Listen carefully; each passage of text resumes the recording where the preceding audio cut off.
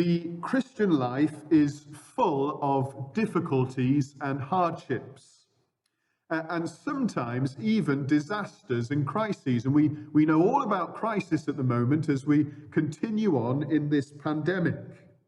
And in every difficulty and hardship and disaster and crisis that comes along the Christian's way, God has a purpose in it. Romans chapter 5, verse 1 and 4.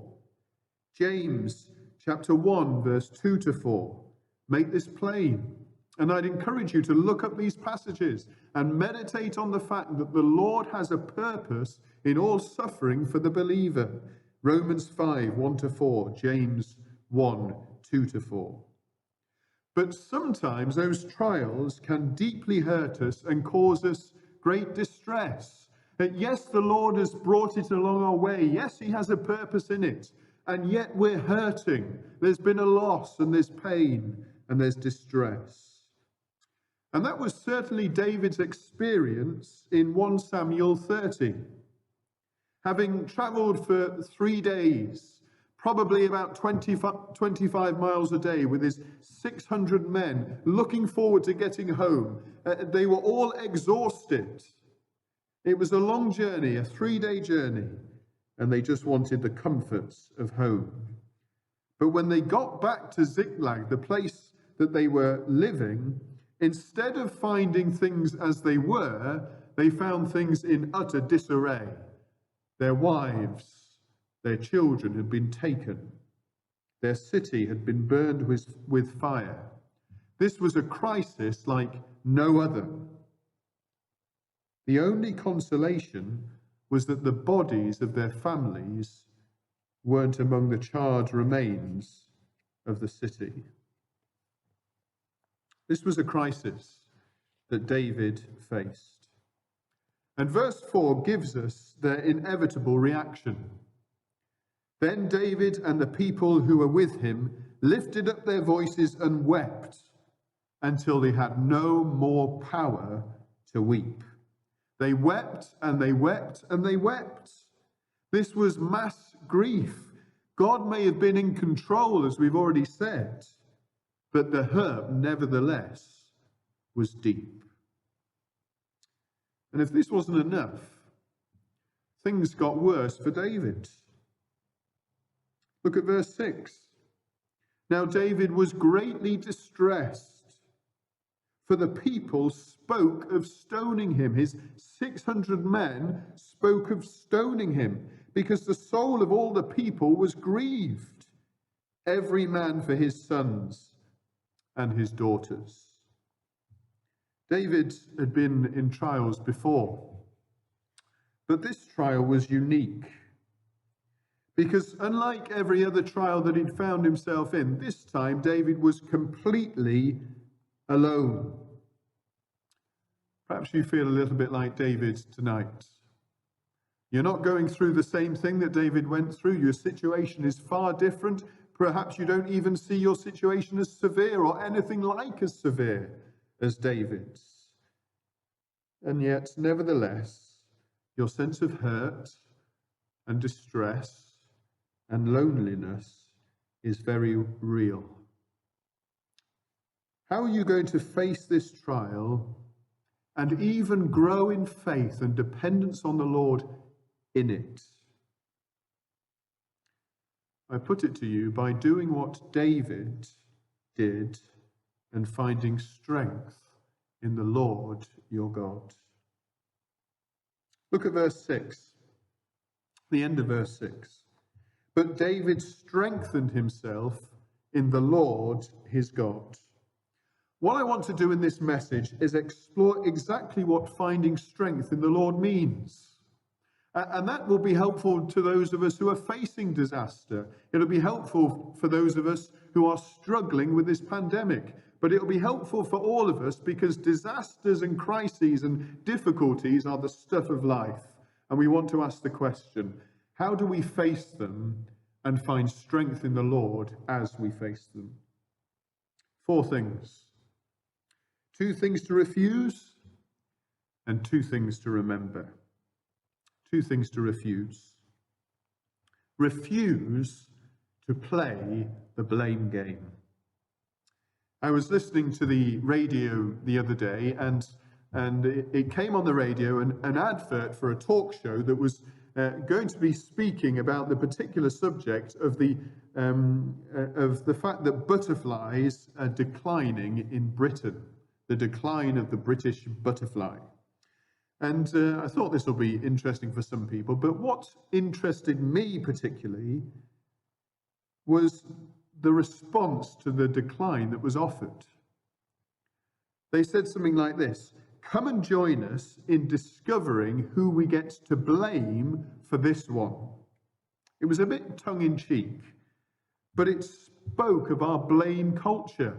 Where there's a problem, where there's an issue, clearly there's got to be somebody to be blamed. Where there is a blame, there is a claim. As human beings, we are always looking for somebody to blame, even when it's our own fault. There's something within human nature that has to find blame. It goes right back to our forefathers, to Adam and to Eve.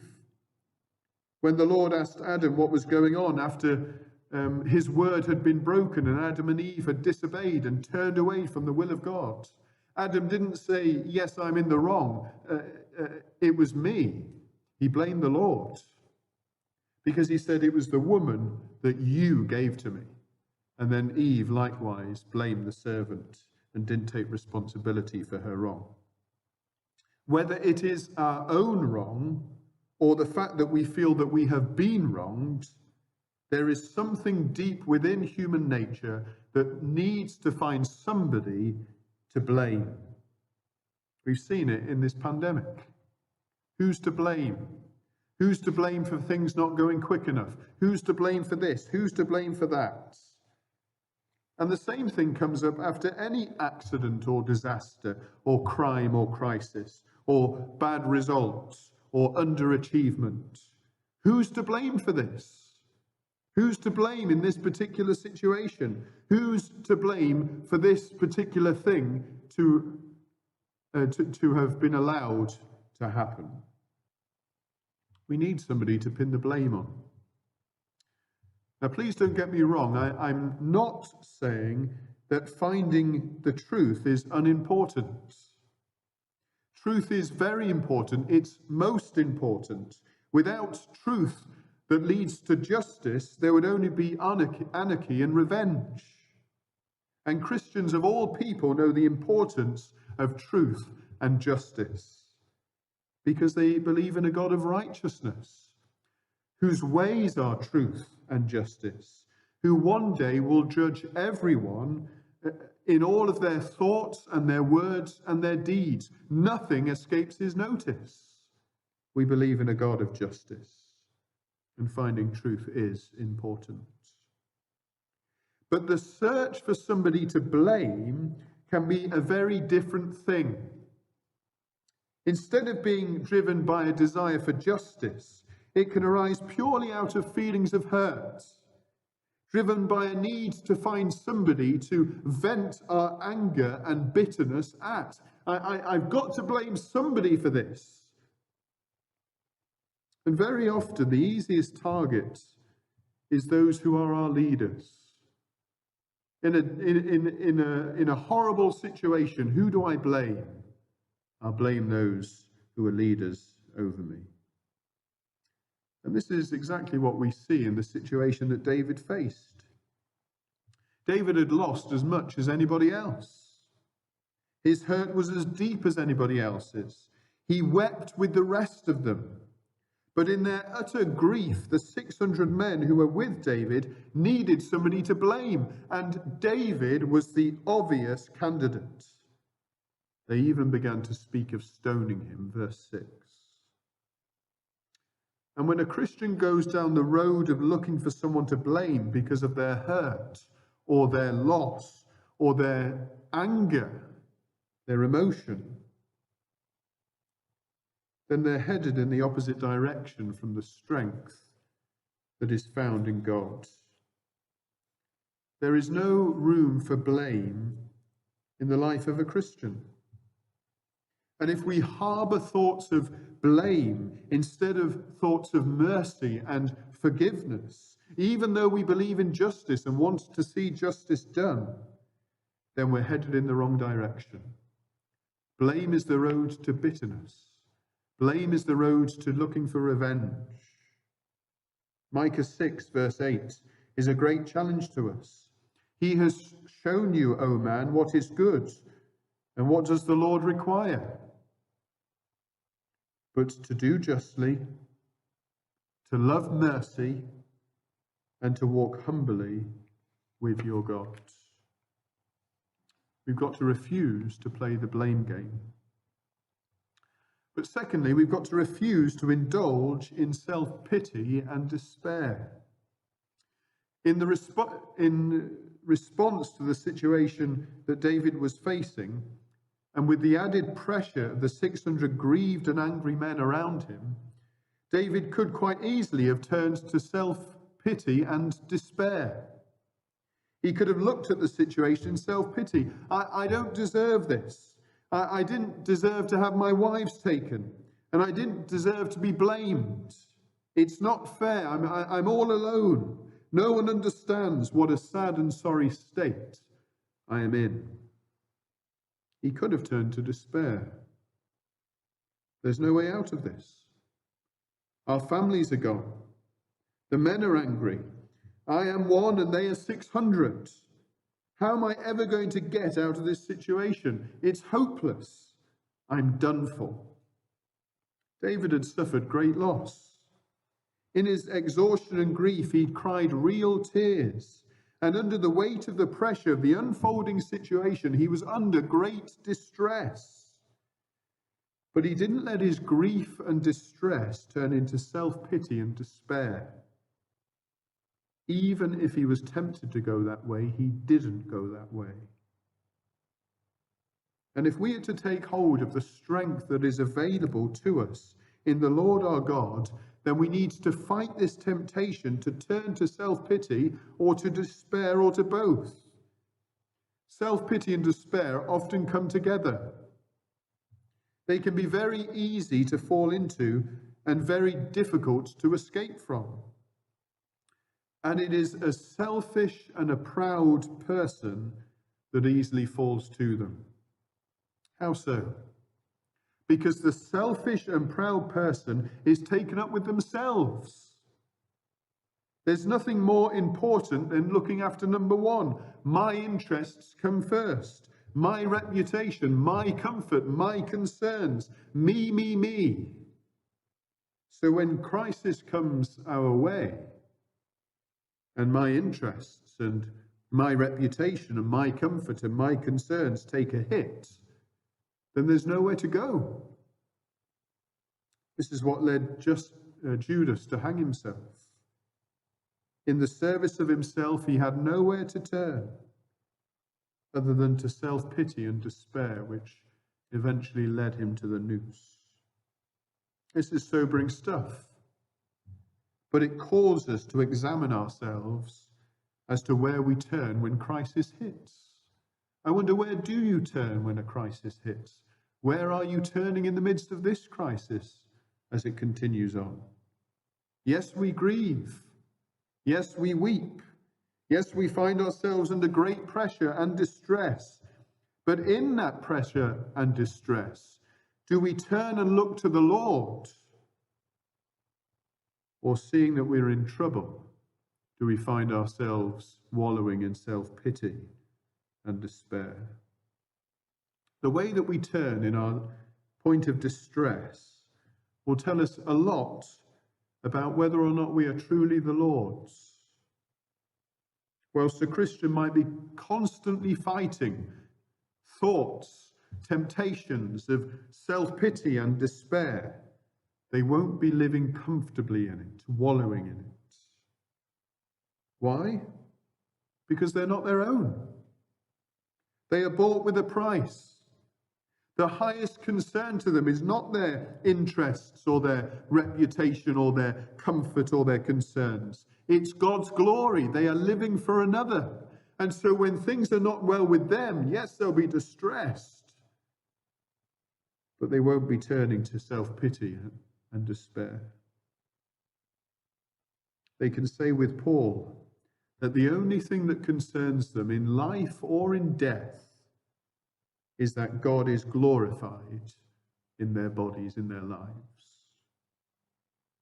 To prove God and the strength that he supplies, we first need to refuse to play the blame game. And we also need to refuse to indulge in self-pity and despair. But secondly, two things to remember. Here's the first. Remember who your God is and pray. David belonged to the Lord. And so in his time of trial, we read exactly what he did. Verse 6, but David strengthened himself in the Lord his God. What did this mean? Well, first of all, it meant that he prayed. This is what we read that Moses did when he found himself in a similar situation. Exodus 17, verse 4, so Moses cried out to the Lord, saying, what shall I do with this people? They are almost ready to stone me. The way out of David's dire situation didn't end with prayer, but it certainly began with prayer. The only way that he was able to motivate and lead his exhausted and grieving and even rebellious men to recover their families and their property was because he had first found strength in the Lord in prayer. And this is what all of God's children do. When faced with a disaster or a difficulty, they turn to God in prayer. They remember who their God is, that he's all-powerful, that he's all-knowing, that he's all-wise, and that in grace he is for them, and they pray. It's intuitive. It's instinctive. It comes naturally to them. It's obvious. They pray. Psalm 121, verse 1 and 2. From whence comes my help, the psalmist writes, and then answers, my help comes from the Lord. And as they pray, as David shows us, they find strength. They prove the reality of the promise that those who wait upon the Lord shall renew their strength. They shall mount with wings as eagles. They shall run and not be weary. They shall walk and not faint. Isaiah 40, verse 31. I wonder, do you believe that? Do you believe that there is strength to be found in waiting on God? The writer to the Hebrews exhorts us to come boldly with confidence to the throne of grace, that we may obtain mercy and find grace to help in our time of need. Hebrews 4, verse 16.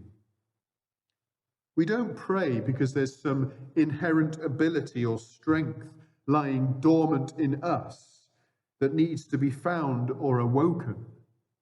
We pray that we might renew our strength in him. We pray because there is grace and mercy and help found in him and that comes from him. It is in prayer that we begin to learn what it is to prove the Lord.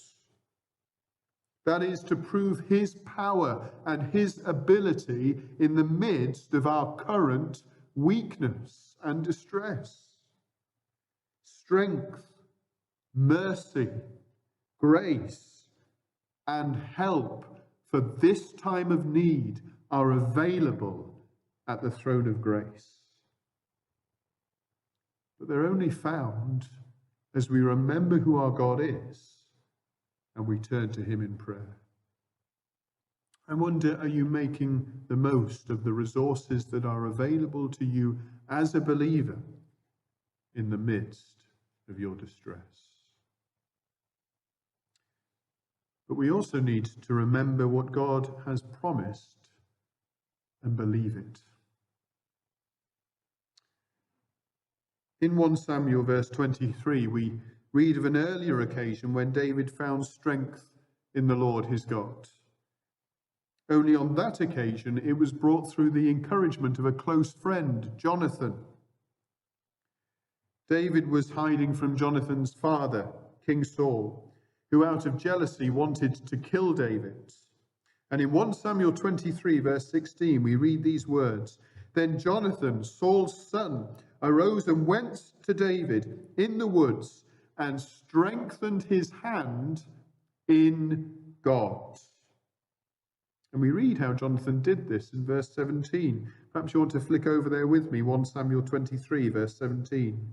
"And he said to him, 'Do not fear, for the hand of Saul my father shall not find you. You shall be king over Israel, and I shall be next to you.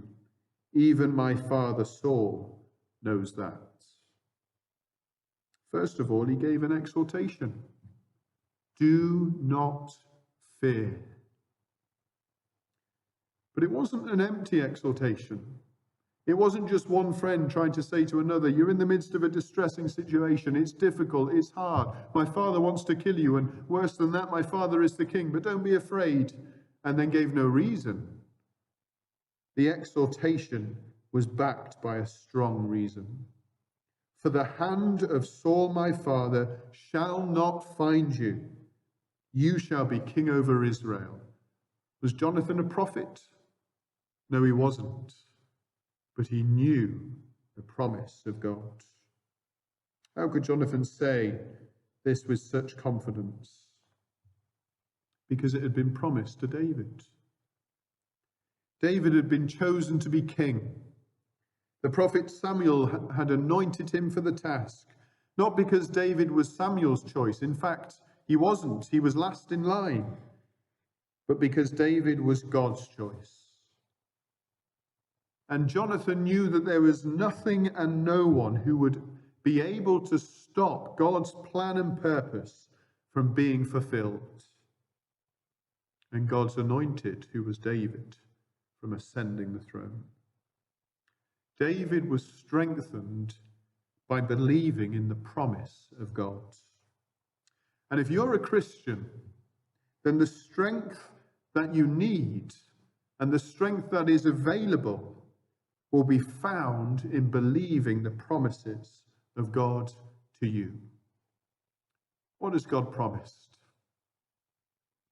He's promised that those who call on the name of the Lord shall be saved. Romans 10, verse 13. He's promised that those who come confessing their sins to him will be forgiven. 1 John 1, verse 9. He said and promised that those who look to God in their hour of trial and temptation will find a way of escape, because a way of escape will be provided for them, that they might be able to stand up in the midst of their trial. 1 Corinthians 10, verse 13. He's promised that those who cry out to him in their time of trial and need will be heard and answered and delivered. Psalm 34, verse 6. He's promised that the one who trusts in the Lord shall never be put to shame, shall never be left, shall never be forsaken. Romans 10:11 and Hebrews 13:5 and 6. That the one whose mind is stayed on the Lord by trusting in him will be kept in perfect peace. Isaiah 26, verse 3. There is a promise from God to be believed for every single situation that faces the Christian in this life. The question is, are we taking advantage of the resources? This time of pandemic has been a trial to us all for different reasons. And it's okay to struggle. In the face of David's great loss, he wept. In fact, in his tiredness and distress and confusion, he wept until he could weep no more. He exhausted himself weeping. And as the situation unfolded, The great pressure that was on him led to an even greater distress as the situation unfurled and even became worse. All of this was natural. It was the natural consequence of a very difficult situation, and it's okay to find ourselves in a difficult situation and to be distressed and to weep under the pressure of it. And as we face this difficult situation, and any difficult situation, for however long it goes on for, and however difficult it may become, the Lord is not calling us to be superhuman, but he is calling us to trust him, to take hold of him by prayer, to believe his promises, to refuse to blame others, to refuse to indulge in thoughts of self-pity and despair, but instead to turn to the Lord. Turning to the Lord is the best thing that we can do. In fact, in the moment of our distress, it is the only thing that we can do. And I encourage you to do it. David strengthened himself in the Lord, and grace is available for us to do the same. Amen.